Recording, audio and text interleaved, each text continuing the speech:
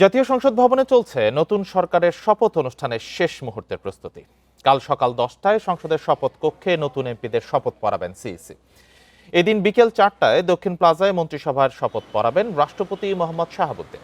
এরই মধ্যে মন্ত্রিপরিষদ বিভাগ শপথ অনুষ্ঠানের সব প্রস্তুতি শেষ করেছে বলে জানিয়েছেন আইন উপদেষ্টা আসিফ নজরুল। বৃহস্পতিবার ত্রয়োদশ সংসদ নির্বাচনে বিএনপির নিরঙ্কুশ বিজয়ের পর শুক্রবার নির্বাচিতদের গ্যাজেট প্রকাশ করা হয়। নতুন সরকারের শপথ অনুষ্ঠানে চীন, ভারত, পাকিস্তান সহ 13টি দেশের সরকার প্রধানকে আমন্ত্রণ জানানো হয়েছে। রেইনবো অলরাউন্ডার এক্সটেরিয়র পেইন্ট বাড়ির বাহিরের দেয়ালের সুরক্ষা নিয়ে থাকুন নিশ্চিন্ত, সাথে পাচ্ছেন 10 বছরের ওয়ারেন্টি। মন্ত্রিসভার শপথ অনুষ্ঠানে যোগ দেবেন ভারতের লোকসভার স্পিকার ওম বিড়লা, নেপালের পররাষ্ট্রমন্ত্রী বালানন্দ শর্মা ও মালদ্বীপের প্রেসিডেন্ট মোহাম্মদ মুইজ্জু।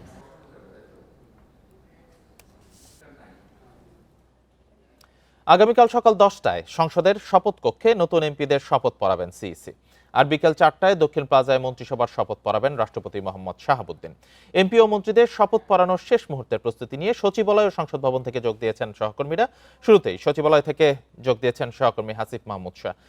হাসিফ, কালকে শপথ অনুষ্ঠিত হতে যাচ্ছে, সচিবালয়ে কি ধরনের আলোচনা হচ্ছে, কি পরিস্থিতি আমাদের জানাবেন। দেখেন, সকালবেলা আমরা যখন আসছি প্রথমেই যে বিষয়টা সামনে আসছে যে নতুন যে প্রধানমন্ত্রী হচ্ছেন উনি আসলে কোথায় থাকবেন এই বিষয়টা। তা আমরা সকাল এবং অন্যান্য যারা মন্ত্রী হচ্ছেন তারা কোথায় উঠবেন এবং তাদের যে অফিসগুলোর ব্যবস্থাপনার জন্য দায়িত্ব থাকে গৃহায়ণ গণপূর্ত মন্ত্রণালয়। আমরা গৃহায়ণ গণপূর্ত উপদেষ্টা আদিলুর রহমান খান ওনার সাথে কথা বলেছি সকালবেলা। উনি যেটি জানিয়েছেন যে প্রধানমন্ত্রী যে হবেন তিনি কোথায় উঠবেন সেই বিষয়টা নতুন যে সরকার সেই সরকারই সিদ্ধান্ত নেবেন। উনি আসলে যমুনায় উঠবেন বা অন্য কোনো জায়গা তারা নির্ধারণ করে সেখানে উঠবেন। তার পাশাপাশি উনি যেটি জানিয়েছেন 37টির মতো বাসভবন ইতিমধ্যে প্রস্তুত করা হয়েছে গৃহায়ণ গণপূর্ত মন্ত্রণালয়ের পক্ষ থেকে। সেই বাসস্থানগুলো গুলশান, ধানমন্ডি এবং হলো যে মঞ্চিপাড়া, মিন্টো রোড সেখানে প্রস্তুত করা হয়েছে। পাশাপাশি ন্যাম ভবনে এমপিদের যে বাসভবন সেগুলো প্রস্তুত করা হয়েছে। এর বাইরেও মন্ত্রীদের জন্য আরও বেশ কিছু বাসা প্রস্তুতের কাজ চলছে। উনি আশা করছেন কালকে না হলেও পরশু দিনের মধ্যে সেই বাসাগুলোর প্রস্তুত হয়ে যাবে। পাশাপাশি আমরা খোঁজ নিয়েছিলাম যে আসলে কতজন মন্ত্রিসভার সদস্য শপথ গ্রহণ করছেন, কতগুলো গাড়ি প্রস্তুত করা হচ্ছে। সরকারের যে পরিবহন পুল রয়েছে সেখানের বরাতে আমরা জানতে পেরেছি যে 50টির মতো গাড়ি ইতিমধ্যে প্রস্তুত করে রাখা হয়েছে এবং সেগুলোর সব ধরনের যে প্রস্তুতি নেওয়ার সেগুলো ইতিমধ্যে নেওয়া হয়েছে। পাশাপাশি মন্ত্রণালয় কিছুক্ষণ আগেই সকালবেলায় আমরা জানি যে 14ই ফেব্রুয়ারি ইলেকশনের 2 দিন পর ক্যাবিনেট সচিবকে পরিবর্তন করা হয় এবং তার পরবর্তীতে কালকে 15 তারিখের পর আজকে 16 তারিখ কিছুক্ষণ আগেই একটি নতুন প্রজ্ঞাপন হয়েছে। স্বরাষ্ট্র সচিব নাসিমুল গনি ওনাকে কিন্তু মন্ত্রিপরিষদ সচিবের দায়িত্ব দেওয়া হয়েছে। উনি কিছুক্ষণ আগে এখানে এসে পৌঁছেছেন, মাত্রই উনি দায়িত্ব গ্রহণ করলেন, মন্ত্রণালয়ে গেলেন। আমরা ওনার সাথে কথা বলেছি। উনি যেটি জানিয়েছেন ওনার মন্ত্রণালয় মন্ত্রীদের শপথের জন্য যে ধরনের প্রস্তুতি নেয়ার, তাদের অফিস প্রস্তুত করার জন্য যে ধরনের প্রস্তুতি থাকার দরকার সব ধরনের প্রস্তুতি ওনারা খুব দ্রুত সময়ের মধ্যে নিয়ে নিচ্ছেন এবং আশা করছেন যে কালকের যে শপথ অনুষ্ঠান সেটি খুব ভালোভাবেই ওনার দপ্তর থেকে শেষ করতে পারেন। ওনার কাছেও আমরা জানতে চেয়েছিলাম যে যারা যারা মন্ত্রী হচ্ছেন উনি কোনো তালিকা পেয়েছেন কিনা বা শুনেছেন কিনা। উনি নিজেই বলেছেন যে উনি মাত্রই দায়িত্ব যে চিঠি পেয়েছেন উনি দায়িত্ব গ্রহণ করতে যাচ্ছেন।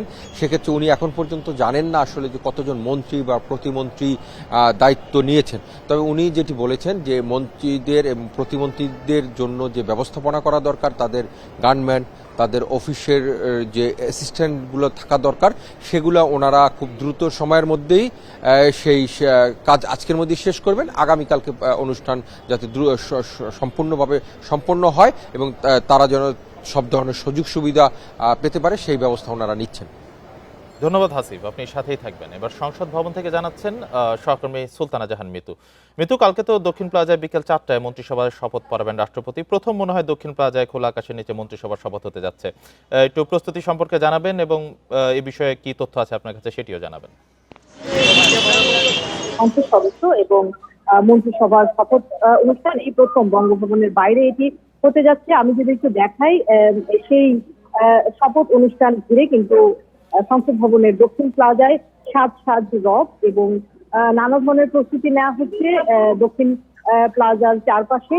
এবং এই যেহেতু এটি খোলা আকাশের নিচে অনুষ্ঠিত হতে যাচ্ছে এই অনুষ্ঠান দুটি, তাই এই মঞ্চটি যেন বাইরে থেকে দেখা যায়। সংসদ ভবনের বাইরের যে সড়ক সেখানেও কিন্তু বড় বড় এলইডি স্ক্রিন স্থাপন করা হয়েছে। এছাড়া চাইলেই কিন্তু সাধারণ মানুষ খালি চোখে এখান থেকে সেই অনুষ্ঠান দেখতে পারবেন। তারাও আসলে এই শপথ অনুষ্ঠানের সাক্ষী হতে পারবেন।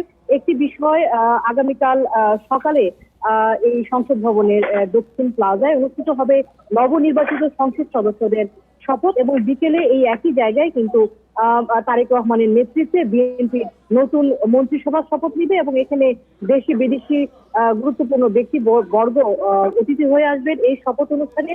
একটি বিষয়, এই যে নতুন সরকারকে সাধারণত রাষ্ট্রপতি শপথ বাক্য পাঠ করান এবং স্বাধীনতার পর থেকে সেটি আসলে বঙ্গভবনে হয়ে এসেছে। এবারে শুধু স্থান বদলের মাধ্যমে কিন্তু সেই রীতিটি ভাঙতে যাচ্ছে।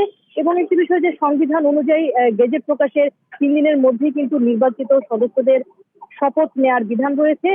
যদি নির্ধারিত সময় স্পিকার বা ডেপুটি স্পিকার কোনো কারণে অনুপস্থিত, তাহলে রাষ্ট্রপতি মনোনীত ব্যক্তি সদস্যদের সংসদ সদস্যদের শপথ পড়ান। কিন্তু সেটি যেহেতু হয়নি, তাই এই নির্বাচিত হওয়ার 3 দিনের মধ্যে যেহেতু শপথ পড়ানো হয়নি, সেক্ষেত্রে কিন্তু সংবিধান মোতাবেক এটি প্রধান নির্বাচন কমিশনারের এখতিয়ার এই শপথ পড়ানোর কাজটি করার। নবনির্বাচিত সংসদ সদস্যদের শপথ পড়ানোর কাজটি প্রধান নির্বাচন কমিশনারের করার কথা। যদিও নির্বাচন কমিশন যেটি বলছে, তারা আনুষ্ঠানিকভাবে এখনো সরকারের তরফ থেকে কোনো চিঠি পায়নি নবনির্বাচিত সংসদ সদস্যদের শপথ পাঠ করানোর বিষয়ে। তবে চিঠি আনুষ্ঠানিকভাবে আজকে পৌঁছে যাবে বলে আমরা ধারণা করছি বা তেমন খবর জেনেছি। একটি বিষয় যে সংবিধান অনুযায়ী কিন্তু প্রধান নির্বাচন কমিশনারেরই শপথ পাঠ করানোর কথা। সব মিলিয়ে চলছে প্রস্তুতি। আসলে সাধারণ মানুষ সহ নবনির্বাচিত সকলে অপেক্ষা করছে সেই মাহেন্দ্রক্ষণে। এখন পর্যন্ত এই ছিল সবকিছু। ধন্যবাদ আপনাকে মিতু।